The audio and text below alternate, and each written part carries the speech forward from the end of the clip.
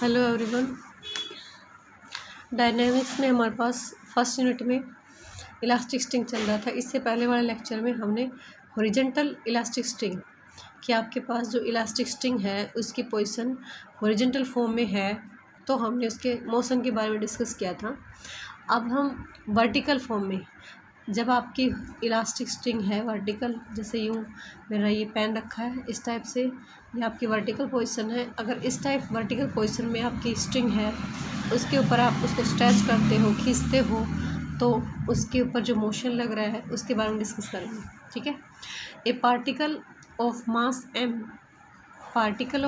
m hangs in equilibrium from a fix point O by an elastic string और spring. कि आपके पास कोई particle है जिसका मास m है, उसको हैंग किया गया एक फिक्स पॉइंट O से, और किसके सहारे हैंग किया गया, लटकाया गया, इलास्टिक स्ट्रिंग ले लो या फिर स्प्रिंग ले लो, जिसकी नेचुरल लेंथ कितनी है L, and modulus of elasticity lambda. उसकी मॉडुलस ऑफ इलास्टिसिटी क्या है, lambda. The extension produced in the string being E। जब हमने इसके ऊपर इस कोई वेट लटकाया स्ट्रिंग पे, तो ये खींच के नीचे की तरफ आ गया, मतलब इसकी जो स्ट्रिंग की जो लेंथ थी वो लंबी हो गई। तो जो लंबा हुआ तो उसकी लेंथ में जो इंक्रीजमेंट हुआ उसको हमने किसका नाम दिया था, एक्सटेंशन का नाम दिया था। तो उस एक्सटेंशन को हमने यहाँ पे किससे डिनोट किया, ई से किया। Okay. The mass is the further pulled from A further length a, और मास इज़ नीचे की तरफ आया, further from a length a से नीचे की तरफ आएगा, और लेकिन वो ई से क्या रहेगा, छोटा। एंड देन लेट गो, और अगर हम उसको रियलाइज करेंगे तो वापस चला जाएगा। तो डिस्कस द मोशन। तो देखिए, पहले तो आप इसको समझिए कि एक आपके पास पार्टिकल दे रखा है जिसका मास m है, उसको लटकाया गया किसके सहारे, एक इलास्टिक स्ट्रिंग या फिर स्प्रिंग के साथ, जिसका एक एंड फिक्स कर दिया, और उस स्ट्रिंग का जो नेचुरल लेंथ थी वो L है, और मॉडुलस ऑफ इलास्टिसिटी की क्या ले रखी, लैम्डा। और उसमें जो स्ट्रेस किया हमने, उसको खींचा, तो उसमें जो खिंचाव है उसको एक्सटेंशन का नाम दिया है, जिसको ई से डिनोट किया। अब अगर आप कोई वेट लटका रहे हो किसी स्ट्रिंग के साथ, तो वो जाहिर सी बात है उसको नीचे की तरफ लेके आएगा, खींचेगा। तो the mass is pulled, mass आपका नीचे की तरफ आया। ठीक है। The mass is then further pulled from A, further length कितनी ए, जो कि हमारा ई से छोटा है, एंड जब आप छोड़ते हो तो वापस आ जाता है वो। डिस्कस हमें उसके मोशन के बारे में डिस्कस करना है। ठीक है। तो लेंथ देखो, ओ ए जो थी हमने नेचुरल लेंथ ले ली स्ट्रिंग की, और हमने m ग्राम उसके ऊपर क्या लटका दिया, मास लटका दिया। तो ओ से ए तक था, जब इसके ऊपर मास लटकाया तो स्ट्रिंग नीचे की तरफ आई, तो ए बी क्या है, ए बी एक्सटेंशन है इसकी, ए बी हमारे पास इसमें क्या है, एक्सटेंशन है। अब देखिए, मैंने दूसरा डायग्राम भी बनाया कि इसी को दोबारा से एक्सप्लेन किया है कि ओ ए जो मेरी स्ट्रिंग है L लेंथ के साथ, और जैसे मैंने उसके ऊपर मास लटकाया तो ए बी एक्सटेंशन है उसकी ई, और फिर और लटकाया मास, तो आपके पास देखो कह रहे ए तक जा रहा है, बी को और आगे स्ट्रेच किया हमने, खींचा तो सी पॉइंट के ऊपर गया, सी पॉइंट पे गया। अब खींचने के बाद जैसे ही हमने इसको छोड़ा तो ये पी पे गया वापस। मतलब जैसे आप कोई स्प्रिंग लेते हो, तो स्प्रिंग लेते हो तो आपने जब उसके ऊपर बिल्कुल फोर्स लगा रखा है, तब तो उसकी जो साइज़ है वो बढ़ती चली जाएगी, लेकिन आपने एकदम से उसको छोड़ दिया तो वो ना तो अपनी वापस पोजीशन पे जाएगी, और ना आपने खींच के जहाँ तक ले जा रखा था वहाँ पे, वो कहीं बीच में ही रुक जाएगी। तो ये पी जो है वो हमारी वही पोजीशन है, और उसमें जो एक्सटेंशन आया है उसमें जो टेंशन है वो कितनी है, वो हमने यहाँ पे एक्स ले रखी है। ठीक है। तो चलिए, ओ ए आपने क्या लिया, लेंथ ले लिया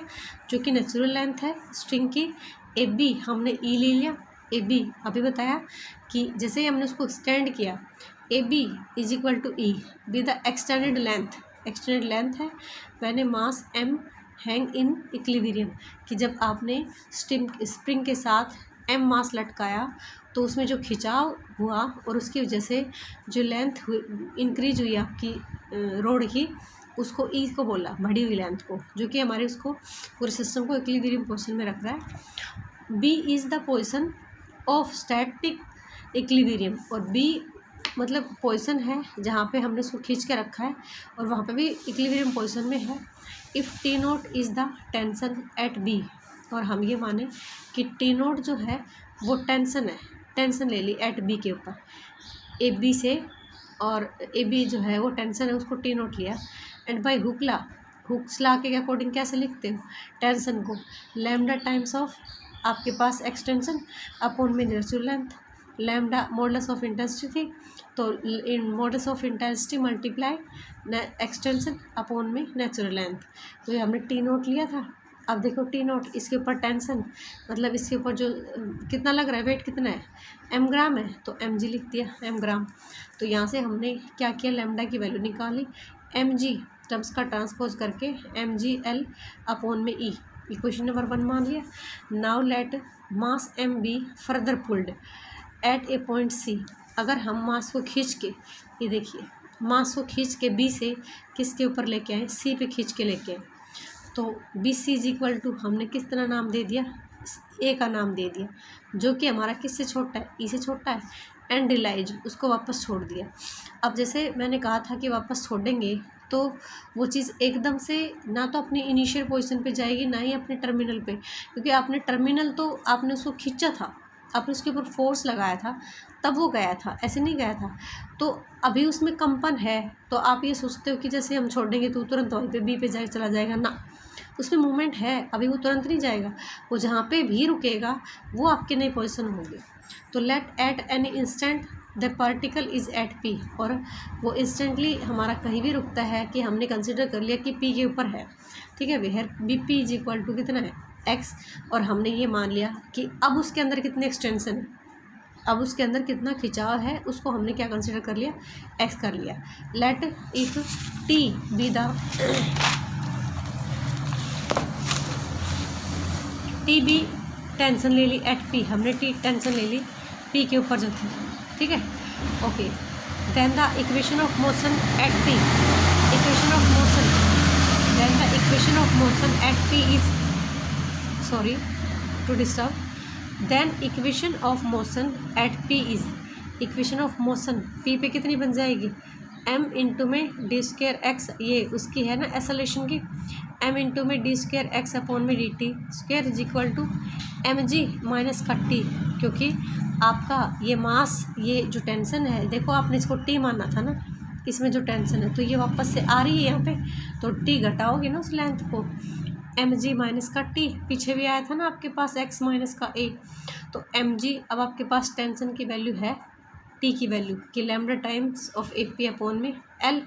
ए पी बाई हुक लॉ के अकॉर्डिंग हम इस टेंशन की वैल्यू निकाल के रख देंगे। अब देखिए ए पी हमने निकाल दिया ई प्लस में एक्स,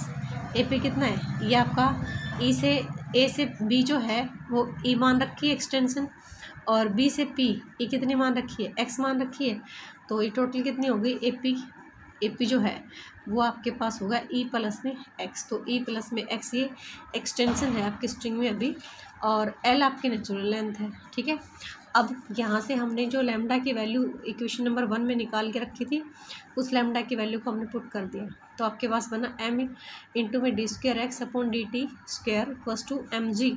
ठीक है, माइनस में लैम्डा की वैल्यू डाल ली और ये आ गया आपके पास। अब देखिए हमने इसको सोल्व किया, सोल्व करने के बाद आपके पास जो कट हुआ हमने उसको कट कर दिया और ये फाइनली ये बच गए। अब दोनों तरफ से हमने किसको कैंसिल कर दिया, एम को कैंसिल कर दिया, तो ये आपके पास इधर से बन गया डी स्क्वायर एक्स अपॉन में D T square is equal to minus का जी बाई ई एक्स, अब माइनस का जी बाई ई, तो जी बाई ई जो है उसको मैंने नया नाम दे दिया, म्यू का नाम दे दिया। अब आप क्या कह सकते हो, अगर मैंने किसी इक्वेशन को इस फॉर्म में कन्वर्ट कर दिया तो हम क्या कह सकते हैं कि ये जो था मोशन वो किस की फॉर्म में, सिंपल हार्मोनिक मोशन की फॉर्म में, तो which show that the motion is in simple harmonic motion, ठीक है, with centre of oscillation at B, B यहाँ पे इसका सेंटर ऑफ ऑसिलेशन है, द पोजिशन ऑफ इक्विलिब्रियम है, since B C is equal to आप ए ले रहे हो जो कि किससे छोटा है, ई से छोटा है, बी सी हमने क्या लिया ए जो ई से छोटा है, the mass does not go above A, कि इसका जो मास है वो ए से ऊपर नहीं जा सकता आपका, वेयर ए हमारे पास क्या कहलाएगा, एम्पलीट्यूड, और अकॉर्डिंग टू दिस एम्पलीट्यूड कहलाता है तो आप पीरियोडिक टाइम क्या रहेगा इसका, पीरियड ऑफ ऑसिलेशन क्या क्या रहेगा, पीरियड ऑफ ऑसिलेशन आप निकालते हो 2π में रूट म्यू निकालते हो, तो रूट म्यू आपके पास म्यू की वैल्यू है ही यहाँ पे g/e मान रखा है, तो 2π इंटू में रूट e/g डाल दिया हमने। ठीक है, यहाँ से हमने इसकी वैल्यू और ऊपर से यूज़ करके वो निकाल दी एल वाले लैम्डा वाले इस जगह से। ओके, मैक्सिमम वेलोसिटी देखो आपने इससे पहले वाले आर्टिकल भी पढ़ा था, उसमें हमने नॉर्मली क्या किया था कि सिंपल हार्मोनिक मोशन में एक्सप्रेस किया हुआ है उससे, फिर उसका ऑसिलेशन निकाला, पीरियोडिक ऑफ ऑसिलेशन निकाला, उसके बाद मैक्सिमम वेलोसिटी। तो इसमें भी हम वही चीज़ कर रहे हैं, हमने सबसे पहले इसको ये शो करा है कि हमारे पास ये किस में, सिंपल हार्मोनिक मोशन में। सिंपल हार्मोनिक मोशन में है तो सिंपल हार्मोनिक मोशन के अकॉर्डिंग हमें पता है पीरियोडिक कैसे निकालते हैं और कैसे ही मैक्सिमम वेलोसिटी निकालते हैं। तो पीरियोडिक ऑफ ऑसिलेशन आपका 2π/√μ, तो यहाँ से हमने रूट म्यू की वैल्यू निकाल दी जो भी हमारा म्यू बन पाया है। और मैक्सिमम वेलोसिटी आपके लिए क्या लेते हो, रूट म्यू इंटू में ए लेते हो, ए का ए रख दिया और हमने यहाँ पे म्यू की वैल्यू डाल दी। देखो ऊपर भी बड़ा लिखे, लेकर डाल रखी। अब इसका एक बी पार्ट और है। A light elastic string of natural length L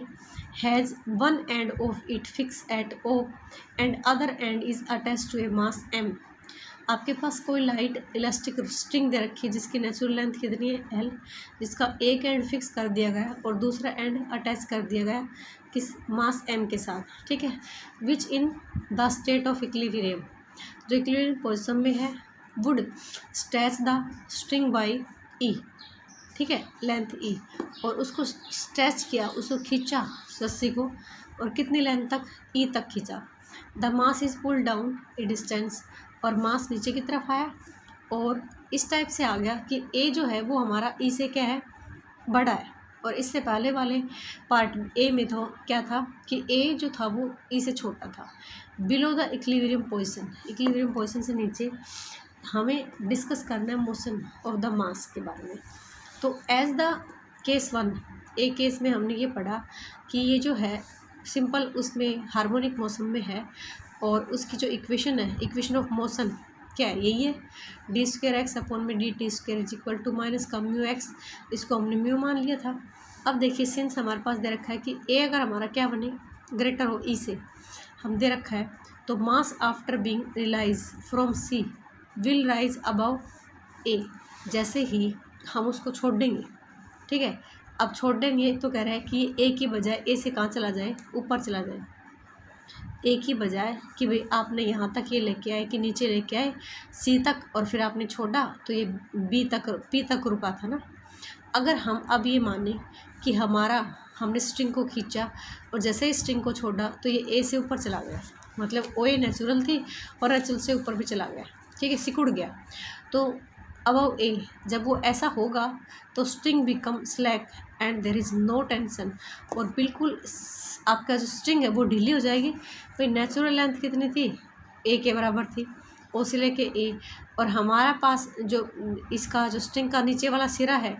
वो आपका ए से ऊपर चला गया। तो अब देखो ये ओरिजिनल से तो छोटी दिख रही है, तो मतलब इसमें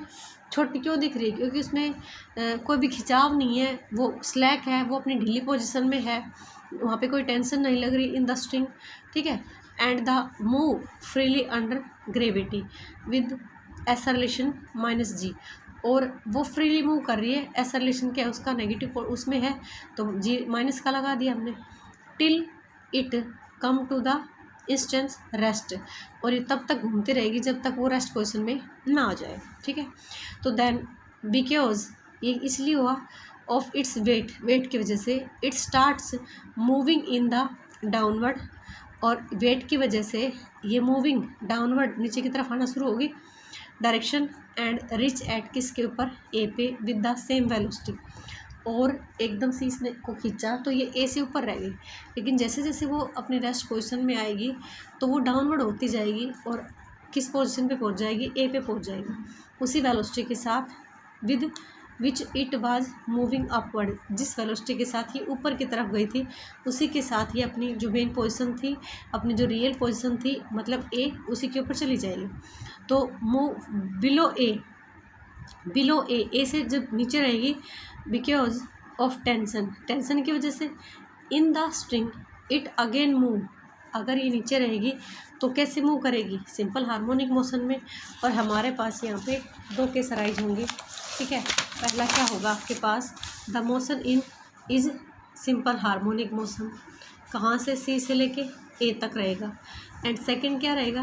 देखो दो रहेंगी चीज़ें कि मोशन आपका सिंपल हार्मोनिक उसमें रहेगा सी से ए में, motion is freely under gravity from A upward